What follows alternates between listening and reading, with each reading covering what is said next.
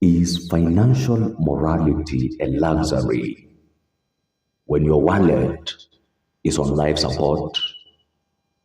That is a question hitting Kenyans right in the stomach following the recent declaration by the retired president Uhuru Kenyatta. Speaking to delegates in Kiambu, the former head of state basically turned political corruption into a financial stimulus program. Listen to what the president told citizens. Neguo thurai atongoria ati ateti atiri ona mbeca to ni mukureherwo ri riai na murie na murie na murie na murie tondu ni cia.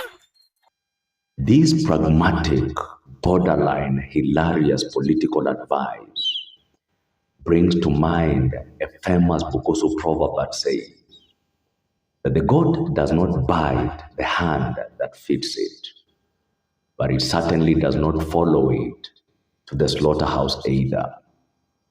Uhuru is essentially telling Kenyans to become highly strategic kind of gods. He's introducing Kenyans to the art of gastronomic voting, where you separate the digestion of campaign handouts from the exercise of democratic duty. African elders were right when they said that he who selects his hoe is not a true farmer. But in 2026, with the staggering fuel crisis and basic transport gobbling up more than half of a low-income household's budget, the modern Kenyan reply is simple. Mchagua pesa, si Mkenya. In other words, a Kenyan doesn't choose which money to reject. Allow me to look at this like a true layman.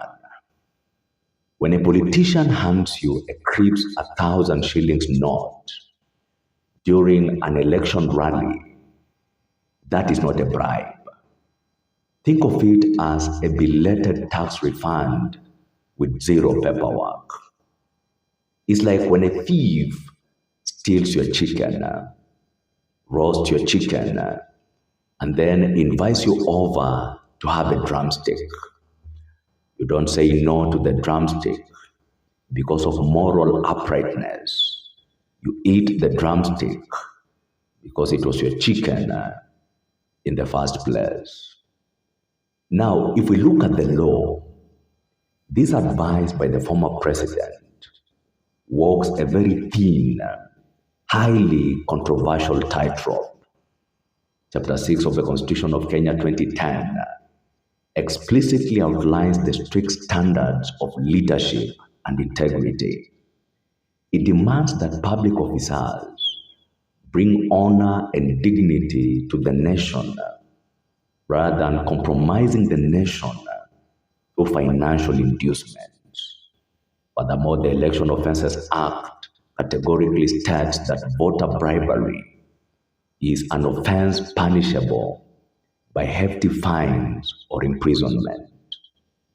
Yet here is a former president, the former custodian of the Constitution, redefining bribery as a temporary cash transfer kind of program. It creates a legal paradox. Is it still a bribe if you take the cash but completely refuse to fulfill your end of the corrupt bargain? The ultimate comedy here lies in the historical irony. During his tenure, Uhuru Kenyatta frequently lamented that Kenya loses billions of shillings daily to corruption. Fast forward to today, and Uhuru's solution to redistribution of wealth is letting the politician redistribute it directly in cash envelopes at the ballot.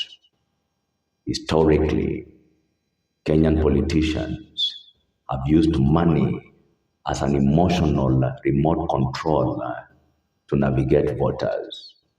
Uhuru's controversial speech is trying to hack that remote control, teaching voters how to take the batteries out of a device while keeping the plastic shell. Ultimately, Uhuru's advice proves that while Kenyan politics remains a dirty game, the voters are being told to play it with a very clean appetite. My name is Miketi. If it is your first time here, make sure to follow this channel and to subscribe for more political analysis.